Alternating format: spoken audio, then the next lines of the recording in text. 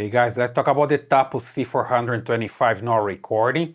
If you have your camera working with the live view and the recording is not working, you just need to check the SD card. That's the first thing that I have to try.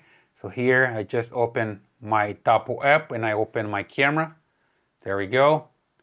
And then here you see that's the information about the microSD card. The camera can see the SD card and I just need to format it, right? If you don't see this message when you insert an SD card into the camera, you can just go directly to the settings, right? But first, let me just come here to the playback and download. And from here, I can see if the camera is recording or not. As you can see here, I can just expand this timeline and I see that I have the camera recording by motion. There's also the symbol here of motion detection, and here is the card that represents where the camera is recording to. All right, and if you just select the other tab here, you're gonna see the recordings into the cloud. So if you don't have a cloud subscription available, you're not gonna see anything here. So let me just come back here to the card. You see I just have one recording back there. Let's just continue here and check some things. So basically, you just need to come here to the main menu and check the detection. Here are the detection zones and types. So if you come to set for all zones, you can select the entire zone here so the camera can monitor the area and detect motion.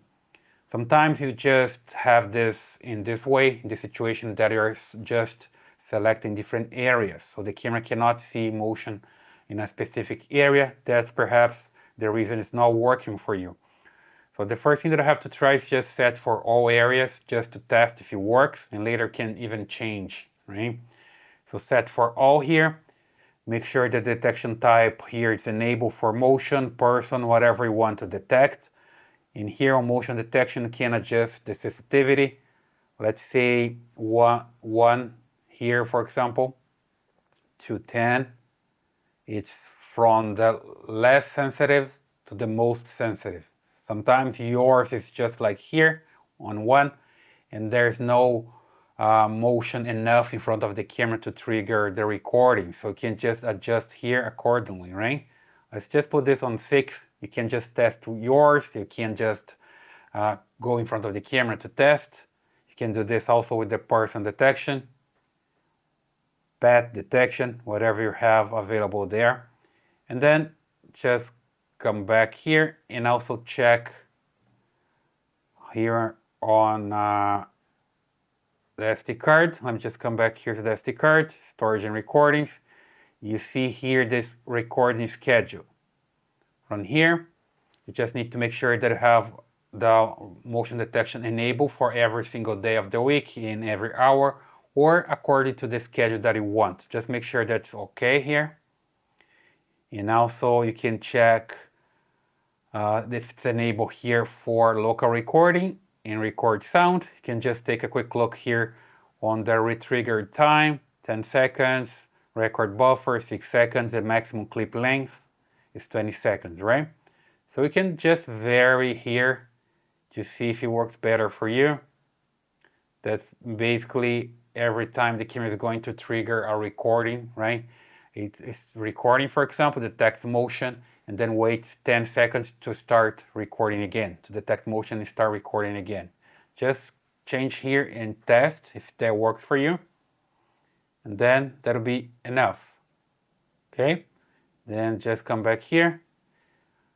It's a good idea also to tag here the motion. So basically when you enable here, you're gonna see the motion on the camera. When it starts moving, things start moving there, you see that's really working.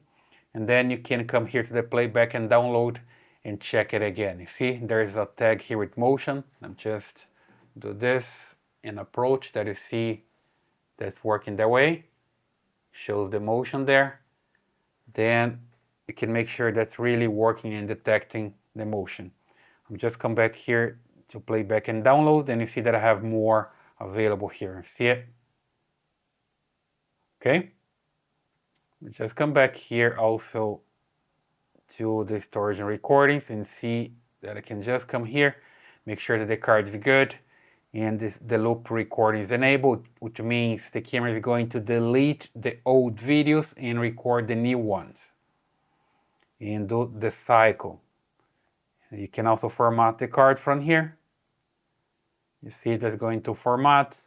Depending on the size of the card, it's going to take a longer time to format the card, but usually it's pretty quick. I have a 32 gigabyte card here, and I recommend one that's good enough for your cameras. I'll leave the link here in the description for a good SD card that you can have on your camera.